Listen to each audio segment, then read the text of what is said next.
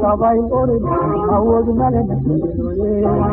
marka tur sahoye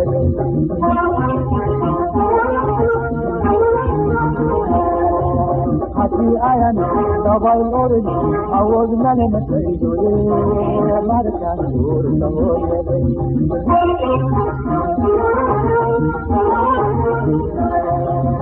iskauga soo baxay anigoona babaran nacawdii sawdigale wili igu aqariyo argagaydo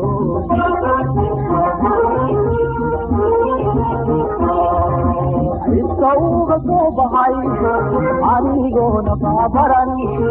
nacawdii sawdigale wili igu aqariyo argagaydo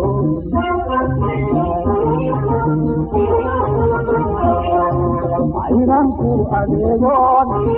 عدوكا إلاشون آيا هذا تليان أحدكو مريان عرجيكو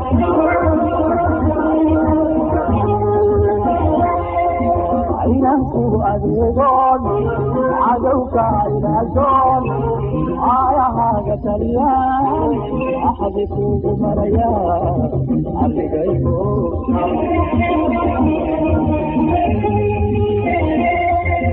تجاوزك أبغى دعيت أكون سجلت رسوما ورسوما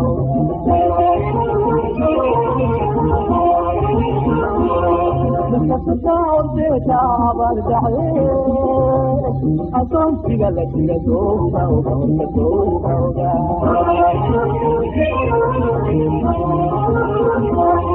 عطاني لو ما أغضيها كنفحي لو ما أغحها من الكلية لو ما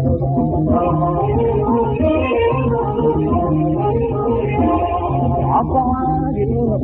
لو ما أغضيها كنفحي لو ما أغحها من الكلية لو ما أبلغ هاينا تهي سوف أغدع أغينا تهي سوف أغدع تدعين كوية سوف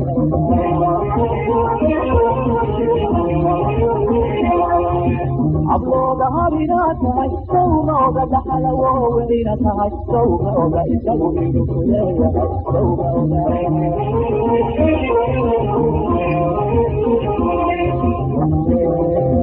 ورسماتا أريجيغو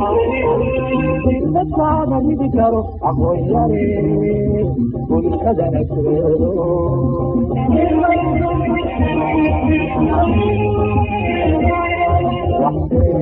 في شرقي هذا هو يا ريت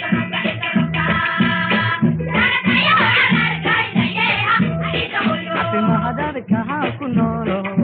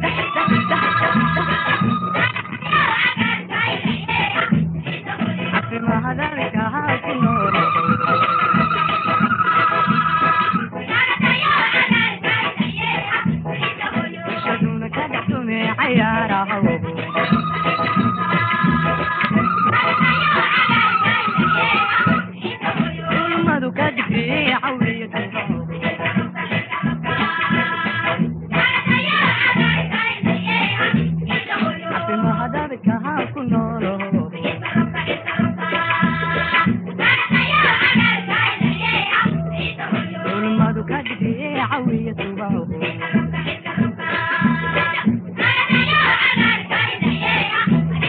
عوض شدو كادح دومي عيارة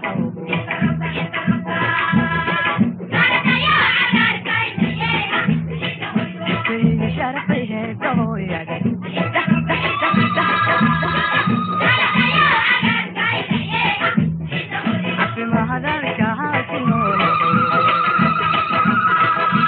جعل وسير جعليال waxaan jeclahay beertan waa saytuun waa babay waa muxuu ahaa liin waa khudaar kala nooc yaanyo karooto sinsin qare intaas baa beerta dhexdeeda ku yaala wax cid ma garanaysaa aanu taakula ka helayna ma jira waxa xoog baan ku soo saaray cid hay'ad ama Puntland ha noqoto ama hay'ad samafal oo kale ha noqoto wali ma jarafad wax la siiyay ma jira ma jarafad jabkeed waxaa nin waliba qaxoontigii berigii la soo adduunku yaacay baa nin walba meel fooda la galay dabadeedna saanu maalin markii hore waxaan ku beeri jiray caagado dabadeedna dib uu maanu durugsanay waxaan matoor keensanay hadba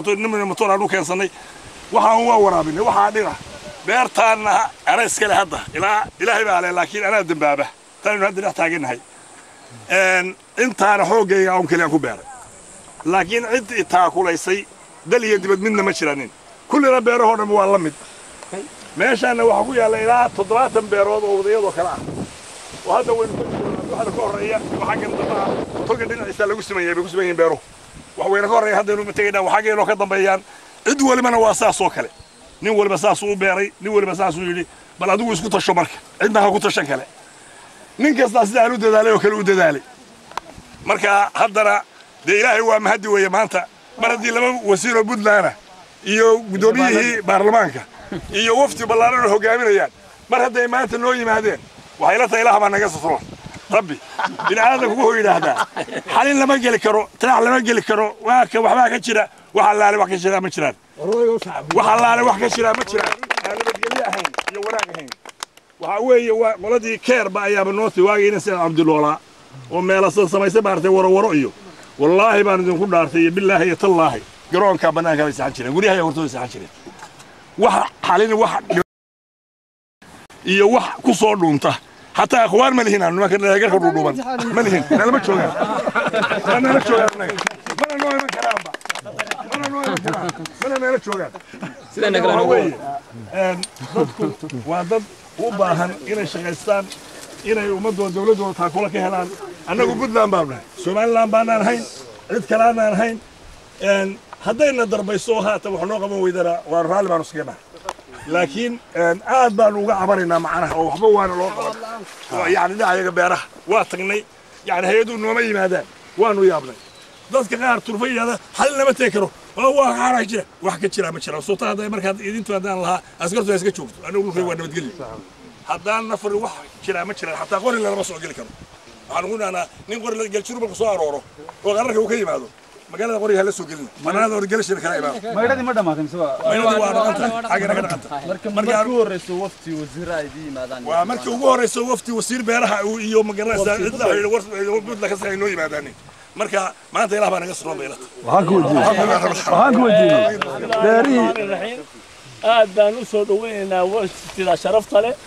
ee ka timi maamul goboleedka Puntland gudoomiyaha xubnaha baarlamaanka wasiirka beeraha wasiir ku-xigeenka maaliyadda ciidamada taliyaasha ciidamada aad baan u salaamayna waxa mahad leh maanta ay maalintii koowaad tahay ay yimaadeen wafti ka socota degmada Taleex soonaheed waa maalintii koowaad wasiiro xildhibaano waa maalintii koowaad maalin waxa yimi Cabdi oo halka igu yimi baa ka horeeyay intii la asaasay Puntland intii maamulkan jiray Cabdi waa maalin yoo yimi waa maalintii labaad ee waftiga sharafta timid waxaanu soo dhaweynaynaa waftiga sharafta markii aan ka hadlo wax qabadka beeraha asaaska beeraha burburkii baanu bilownay aniga Yaasiin baa ugu horeeyay markii dawladdu dhacday maxamed siyaad markii dhacday baan beeraha anaga ugu horeeyay ninkan ugu horeeyay baanu bilownay sidaa daraadeed baan dhulka u jeensanay sidaa daraadeed ilaa maanta maalinta annaga isku tashanay waxa weeye hay'adaha noo